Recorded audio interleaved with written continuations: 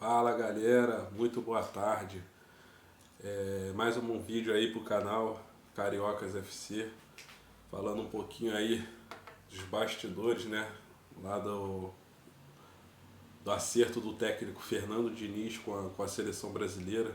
Bastidores lá no Fluminense pegando fogo por causa dessa convocação. A torcida enfurecida nas redes sociais, né? A torcida que já não vinha gostando muito do trabalho do treinador Fernando Diniz, que começou muito bem, mas acabou se perdendo, né,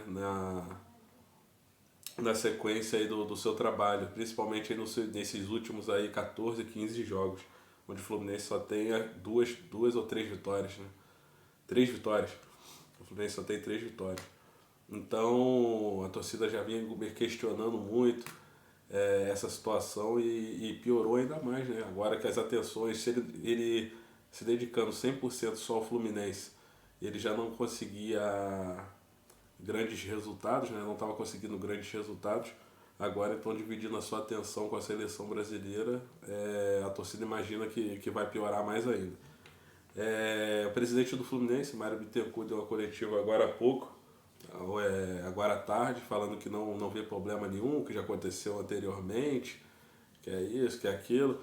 Mas a pergunta que a repórter Aline Nastari fez foi muito pertinente. O Fluminense, nos 3 meses decisivos aí do final do ano, onde vai estar na reta final do Campeonato Brasileiro e Libertadores, se o Fluminense conseguir avançar as fases, nesse período de 3 meses o Fluminense vai ficar sem o seu treinador 27 dias.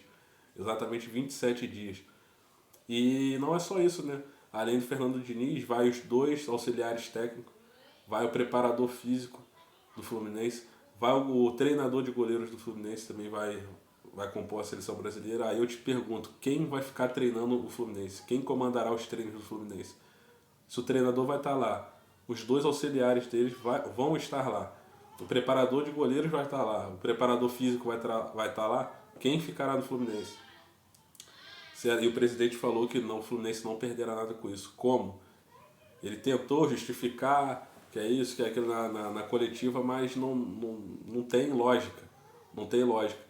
Nessa data FIFA aí que sempre vem, os clubes ficam 10, 15 dias sem jogos, é o tempo que o treinador tem para acertar um erro aqui, um erro ali, e o Fluminense não vai ter isso. O Fluminense, o seu treinador vai estar com a seleção brasileira. Como que o treinador vai corrigir os erros da equipe se ele não vai estar presente no clube? Ele vai estar com a seleção. É insano isso que aconteceu com o Fluminense. O Fluminense hoje, na minha opinião, virou uma várzea, virou uma bagunça generalizada, não tem comando, não tem nada. O técnico Fernando Diniz, obviamente, ficou muito feliz, né? Falou que ontem as primeiras palavras dele como técnico é interino da seleção, ele vai ficar um ano lá até o Carlo Ancelotti assumir. Falou que é um sonho realizado, que não foi um convite, foi uma convocação, que está muito feliz, é um trabalho e dá mais da forma que foi, né, que é um trabalho conjunto entre Seleção Brasileira e Fluminense, que todos ali entraram em acordo. Então é uma situação bem complicada, né, que na minha visão aí o único que vai sair prejudicado dessa história é o Fluminense, porque a Seleção Brasileira vai ganhar, o Diniz vai ganhar, que vai receber mais um salário, e o único que vai ser prejudicado é o Fluminense e o torcedor do Fluminense, que não vai ter o seu treinador ali para comandar a sua equipe ali de forma integral. Agora acompanhar e ver, né? Se continuar esses maus resultados aí que vem acontecendo, vai ficar praticamente insustentável a permanência do Diniz no Fluminense, né? Que logicamente a imprensa, os torcedores, vai associar isso tudo, né? Será que ele está com a cabeça no Fluminense? Será que ele não está dedicando muito do seu tempo à seleção brasileira, que vai ter que acompanhar jogos pelo mundo, né? do mundo inteiro para selecionar os jogadores aí para ele fazer sua convocação? Então é uma situação bem complicada e o torcedor do Fluminense aí tá muito preocupado com o rumo, né, da equipe aí nos próximos dias aí, os próximos meses, né? Vamos ver o que vai acontecer. Eu torço para que dê certo. Eu gosto do trabalho do Diniz, apesar de ele ter perdido a mão aí nesses últimos meses. Gosto do trabalho dele. Porém, tem tudo para dar errado, né? Tem tudo para dar errado. Né?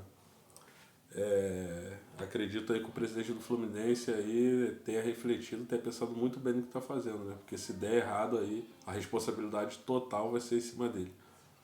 E acabou, né, galera, de ser sorteado agora há pouco aí os confrontos, né, da Libertadores. Da Libertadores, o Fluminense aí vai enfrentar o Argentino Júnior. A primeira partida vai ser lá na Argentina, o segundo aqui no Maracanã. E o Flamengo vai enfrentar o Olímpia do Paraguai. Primeira partida aqui no Maracanã, segunda lá no Paraguai. É, e caso os dois passem de fase, né, passe das oitavas, teremos um Fla-Flu histórico, né?